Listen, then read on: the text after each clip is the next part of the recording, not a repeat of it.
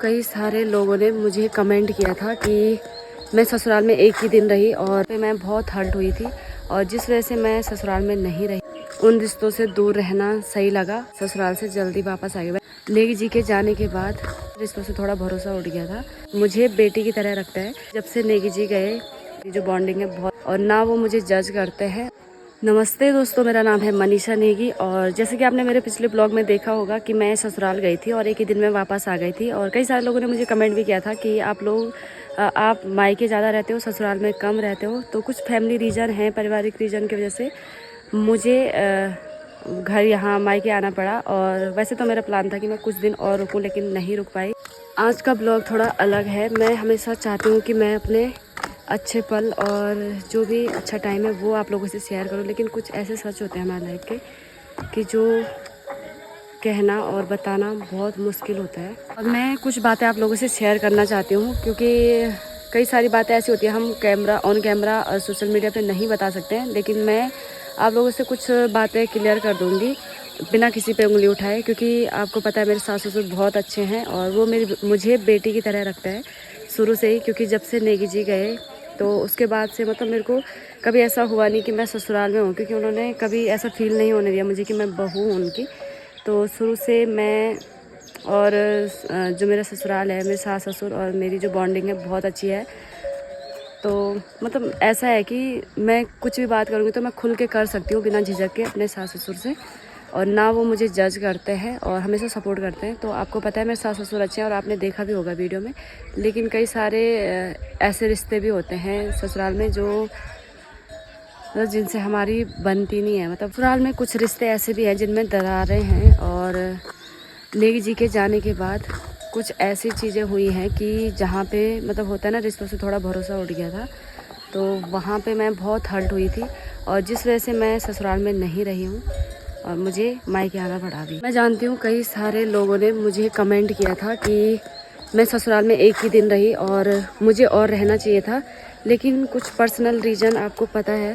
कुछ लोग हैं जिनसे अब बात नहीं होती है और एक ही घर में रहना थोड़ा मुश्किल हो जाता है, क्योंकि एक ही परिवार में मतलब सास ससुर के अलावा भी आपको पता है मेरे फैमिली रिश्ते ऐसे हैं जिनसे मैं अब बात नहीं करती और एक ही घर में रहना बहुत मुश्किल होता है। कुछ बातें हुई थी मेरे पास्ट में जो मतलब अभी भी मेरे मन को मतलब बहुत ठेस पहुंची थी उस टाइम पे। कई लोगों की ऐसी ऐसी बातें सुनी। कई सारे रीज़न हैं जिस वजह से मेरे को आना पड़ा यहाँ पे। इन लोगों से बात नहीं होती है और एक ही घर में रहना थोड़ा तनावपूर्ण होता है। तो अपनी मन की शांति और बेटी की खुशी के लिए मुझे थोड़ा उन रिश्तों से दूर रहना सही लगा। और इसी में समझदारी भी है कि दूर रहो लेकिन शांति से रहो। पास रह के लड़ाई झगड़े करके कुछ नहीं होता है। तो मुझे अपनी लाइफ में शांति और सुकून चाहिए और जिस वजह से मैं ससुराल से जल्दी वापस आ गई। वैसे तो मैं बहुत मेरा मन था कि मैं रहूं काफ़ी टाइम तक, लेकिन नहीं रह पाई। और लाइफ में कुछ हिस्से हैं, कुछ ऐसे पार्ट हैं लाइफ के कैमरे में नहीं दिखा सकती हूँ, नहीं बता सकती हूँ। मुझे बस आपका साथ और समझदारी वाला बॉन्ड चाहिए, क्योंकि जैसा कि आपको पता है मैं सिंगल माँ हूँ और जिस वजह से मुझे अपने लिए और अपनी बेटी के लिए कुछ फैसले लेने पड़ते हैं और हर फैसले मैं सोच समझ कर ही लेती हूँ। लेकिन हमारे लाइफ के कुछ सच ऐसे होते हैं जिन्हें कहना बताना आसान नहीं होता है, बहुत मुश्किल होता है। और मेरे लिए भी यही है कि मैं कई सारी चीज़ें आप लोगों से शेयर नहीं करती हूँ। हर चीज़ शेयर नहीं की जाती है। मैं आपसे शेयर करना नहीं चाहती हूँ कि जहाँ मुझे हर्ट हुआ है और मुझे पास्ट में बहुत सारी दिक्कतें हुई हैं और कि मैं नहीं चाहती कि मेरे सास ससुर मेरी बातों से हर्ट हो, क्योंकि मेरा ब्लॉग मेरे सास ससुर सभी देखते हैं।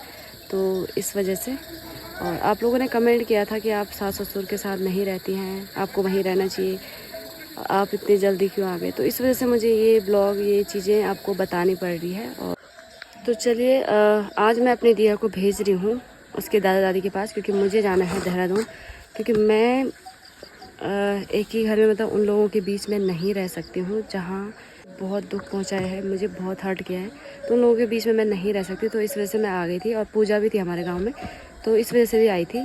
तो अभी पूजा भी संपन्न हो चुकी है और मैं देहरादून जा रही हूँ और मेरी दिया जा रही है दादा दादी के पास, क्योंकि मैं नहीं चाहती कि हमारे मतभेद के चक्कर में बच्चों के मन पे कोई ठेस पहुँचे। तो इसलिए मैं दिया को वहाँ भेज रही हूँ, क्योंकि दिया कह रही मुझे दादा दादी के पास जाना है। तो मैं अपनी बेटी को उनसे कभी दूर नहीं करना चाहती और ना ही इन फ्यूचर कभी करूँगी। तो इसलिए, और मेरा अपने सास ससुर से कोई मतभेद नहीं है, मनभेद नहीं, और ना कभी हुआ था। मतलब जब से मैं ससुराल गई तब से लेके अभी तक हमारा कभी कोई लड़ाई झगड़ा या वाद विवाद जो भी होता है कभी नहीं हुआ। मतलब क्योंकि मेरे ससुराल वालों का व्यवहार आपको पता होगा, कितने खुश रहते हैं, कितने हैप्पी रहते हैं, और वो बोलने से पहले ही मतलब हंस हंस के बात करते हैं। तो रीज़न ही नहीं बनता कि कभी हमारे मतभेद हो जाए आपस में। तो चलिए अभी मैं चलती हूँ देहरादून। सो फ्रेंड, देहरादून जाने की मेरी तैयारी हो चुकी है और मैं जा रही हूँ घर। मैं अभी छत में गई थी थोड़ा वीडियोज़ वगैरह बनाने के लिए दिया के साथ।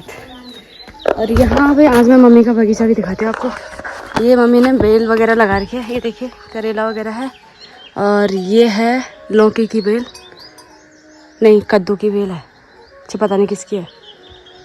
यहाँ पे एक बेल लगा रखी है, और बैंगन हो गया, टमाटर वगैरह, फूल हो गए, मिर्च का बगीचा, और ये देखो प्यार सा फूल। मम्मी को बागवानी का बहुत शौक़ है, लेकिन क्या करें जगह कम है हमारी थोड़ा। और यहाँ पे देखिए